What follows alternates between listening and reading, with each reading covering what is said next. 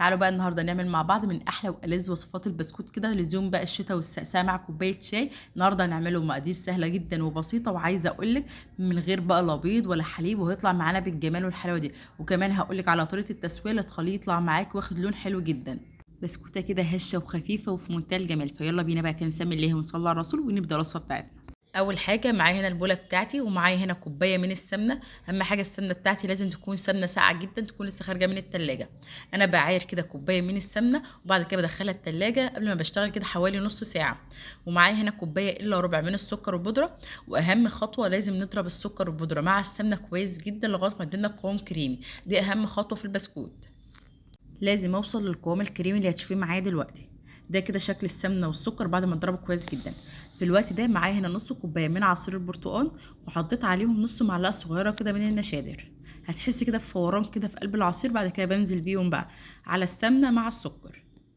طب في ناس هتقولي احنا مش عايزين مثلا نستخدم عصير برتقال، تقدروا تضيفي نص كوبايه من الحليب، مفيش اي مشكله. عشان اعزز طعم البرتقال في البسكوت بتاع النهارده ضفت هنا باكت من فانيليا البرتقال، بتدي لها طعم ونكهه حلوه جدا مع عصير البرتقال بتاع النهارده.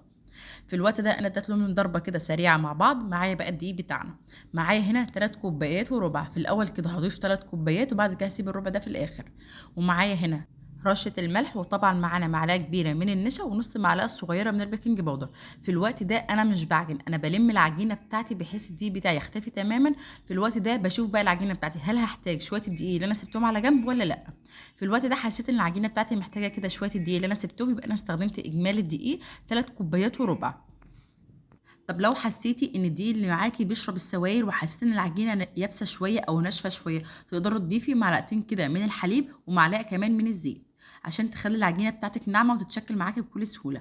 في الوقت ده انا برضو حبيت اوريكي القمع اللي انا هستخدمه. جبت هنا كيس الحلواني، ومعايا هنا الصاج بتاعي. هبدا اضيف بقى، بلاش اضيف كميه كبيره من العجينه عشان برضو تشكيل البسكوت ما يوجعش ايدك وانت بتشكلي. هبدا اشكل البسكوت معايا، بيتشكل معانا بكل سهوله، والعجينه بتاعتنا سلسه وبتتشكل معانا على طول. بسكوتة دايبة وناعمة، وعايزة اقولك مقاديرها مفيش اسهل ولا ابسط من كده. يعني في نص ساعة هتكوني مخلصة كل الكمية اللي معاكي. التشكيل بتاعه بقى يعني في 10 دقايق هتكوني مخلصاه. الكمية دي عملت معايا صاجين وصينية صغيرة كمان. انا خلصت كل الكميه، هدخلها بقى الفرن. عايزه اقول لك بقى طريقه التسويه. انا بشغله على درجه الحراره 180. اول ما بتاخد لون كده من تحت بهديه خالص، وبرفع كده الصاج بتاعي لاعلى رف فوق خالص في الفرن بتاعي، لغايه ما ياخد لون كده حلو من فوق ولون من تحت. هيطلع معاكي خطير. عايزه اقول لك ريحته كانت قلبه الدنيا بجد. مش قادره اوصف لك بقى عن القرمشه بتاعته، وفي نفس الوقت يكون دايب. سهل جدا وبسيط. اتمنى تجربيه. اشوفك على خير في وصفات تانية جايه جديده. مع السلامه.